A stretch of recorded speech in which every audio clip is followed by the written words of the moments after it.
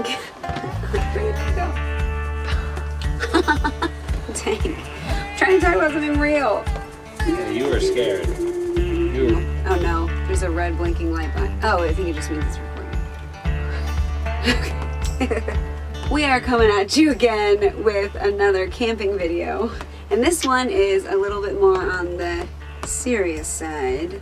We had an experience that made it very apparent that it's necessary to have a storm plan in place when you're camping.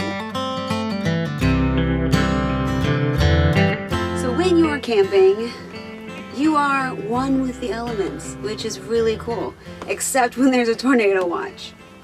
A couple nights ago, there was an inclement weather advisory. We just moved to Nashville. We're staying in our camper full time until our tiny house gets here. So we don't really know our neighbors that well. We have one phone number of the person that we're renting the land from, and we don't even know where they live. We're just on their farmland. So literally, were we here for a week at this point? I think just about, yeah. We got the notification that there could be inclement weather in the late afternoon that day. We didn't really think much of it. As the night goes on, we got a couple more notifications and a couple text messages from some friends in town saying, hey, just be safe. We know you're in the camper. Hide your kids, hide your wife, because this tornado coming in. As I was talking to my friend throughout the night, she was texting and saying everything looked like it was going to be more east of us and we should be fine, being more in the Mount Juliet, Tennessee area. I was a little bit nervous about it. I asked her, is there anything that we can follow on social media or whatever where she gets her information for this specific area? That was the one thing that we did right, was figuring out a local news channel, or ours was a Twitter feed to give accurate updates and alerts in a timely manner. That's really what helped us the most in the situation. Everything else was kind of a train wreck. So I followed this Twitter feed that she suggested, and Kaden and I both downloaded the Weather Channel app and got notifications coming to us. So Kaden falls asleep safe and sound, just all tucked away, feeling great. Nothing's gonna happen, he says. Not a concern in my world. So I turned on my notifications as loud as they could from the Twitter feed, hoping that we would wake up if we need to. Woke up a couple times throughout the night, and the biggest alert being at 3:35.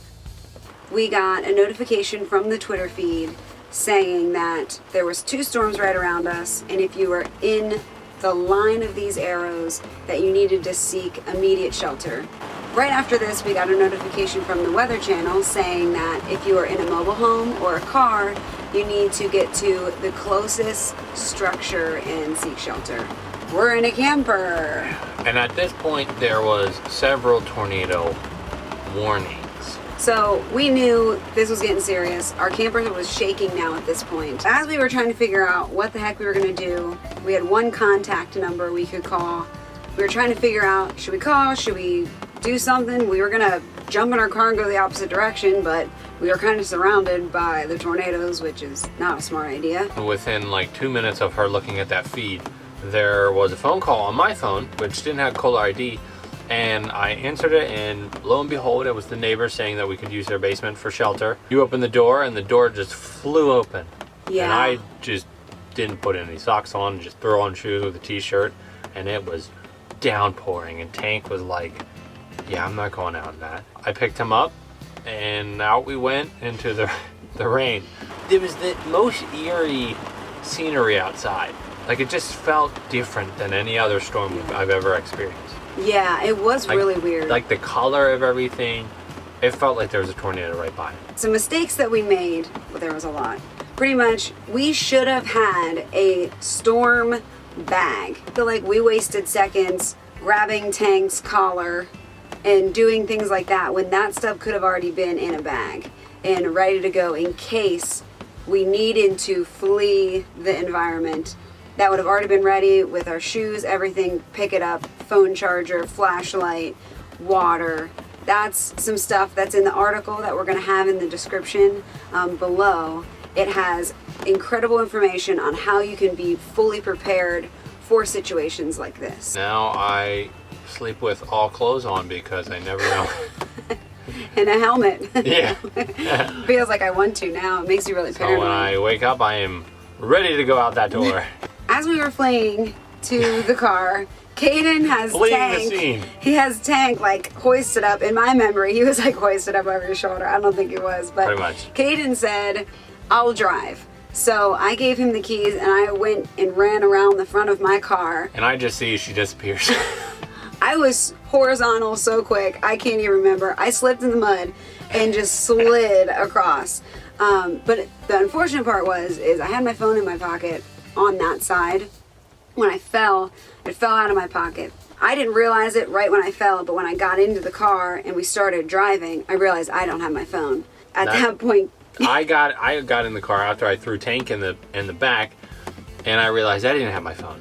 I said, it must have fell out of my pocket when I was running to the car with Tank. And I also didn't have my contacts in. I just threw on my glasses, and they were completely wet.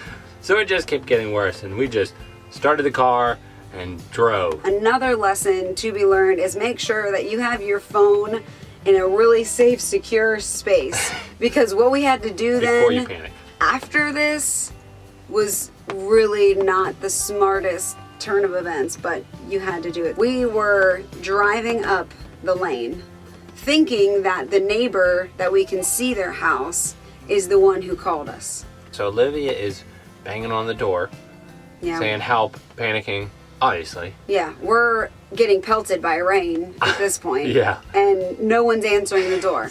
No one's answering. I'm like knocking. I'm trying to ring the doorbell real politely at first. I'm like, ah. And then no one's answering.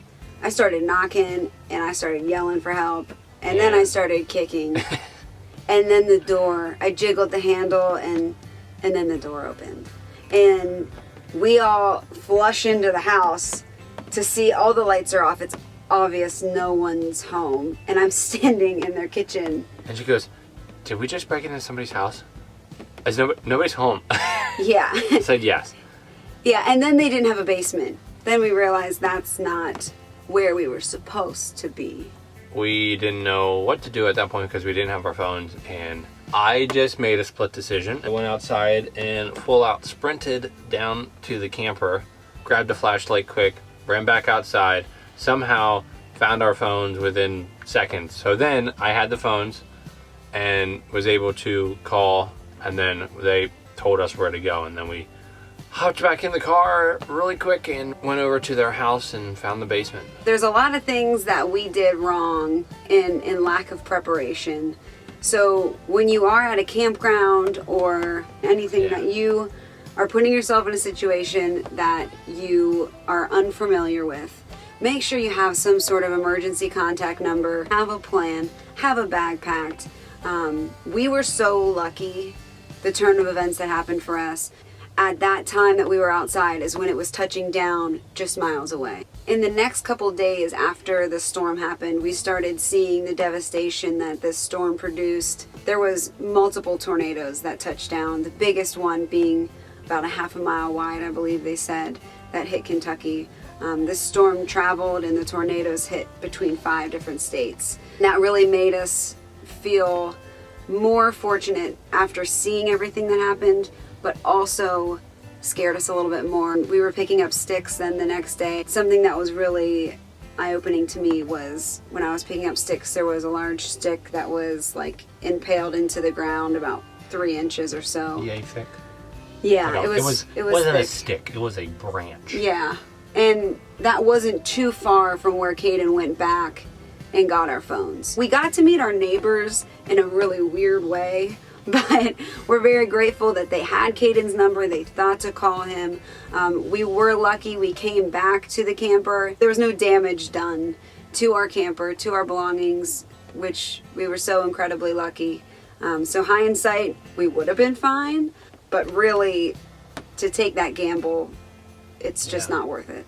Better safe than sorry. We hope you guys have wonderful, very safe trips, but we just wanted to share our experience in case you can have a plan and learn from our mistakes. We will continue to make more camping videos as well as our tiny house. Whenever it comes, we will keep you guys updated. Also, on my journey with CIRS and as we continue learning about that. So stay tuned and make sure you subscribe below if you haven't yet. Warning.